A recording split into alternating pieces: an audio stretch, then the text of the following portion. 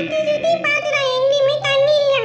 அப்புறம் ரொம்ப தூரம் நடந்து போச்சா, அவங்க பார்த்தா பெரிய குளம் இருந்துச்சான். அதை பார்த்தோன்னே எனக்கு ரொம்ப சந்தோஷமாயிடுச்சு. உடனே குடு குடு குடுன்னு ஓடி போய் நின்று தண்ணி நிறைய குடிச்சிட்டான். வயிறு மட்டும் தண்ணி குடிச்சிட்டு அவ்வாடா அப்படின்னு ரிலாக்ஸா இருந்துச்சான். அப்போ வந்து தண்ணியில அதோட கால் தெரிஞ்சிச்சான்.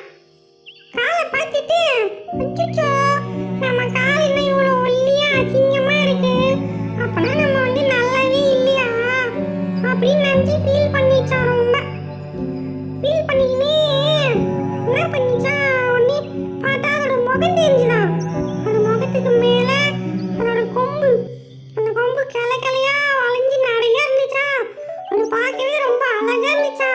உடனே நம்ம தான் இந்த உலகத்திலே ரொம்ப அழகான ஒரு உயிரினம், நம்ம கொம்பு எவ்வளோ அழகா இருக்கு, அழகடா அழகடா அப்படின்னு ரொம்ப சந்தோஷப்பட்டுக்கிச்சான்.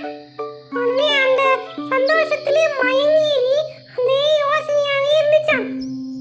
பொதுவாகவே இந்த மாடுலாம் இல்லை, நீங்க எங்க போனாலும் ஏதாவது ஒரு சின்ன அசைவு தெரிஞ்சா கூட ஏதோ மிருகம் வருதா வருதா அப்படின்னு ரொம்ப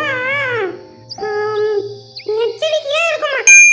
இந்த ஆனா இப்போ இவங்க தன்னுடைய அழகுல மயங்கி நான் தான் இந்த உலகத்திலே பெரிய அழகுன்னு நினைச்சு ரொம்ப பீத்திக்கிறாரு மனசுக்குள்ளேயே.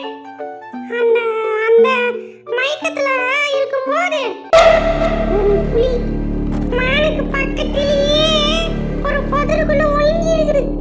ஆனா இந்த மானுக்கு தெரியல. வாங்கிடுவாரு புலிய.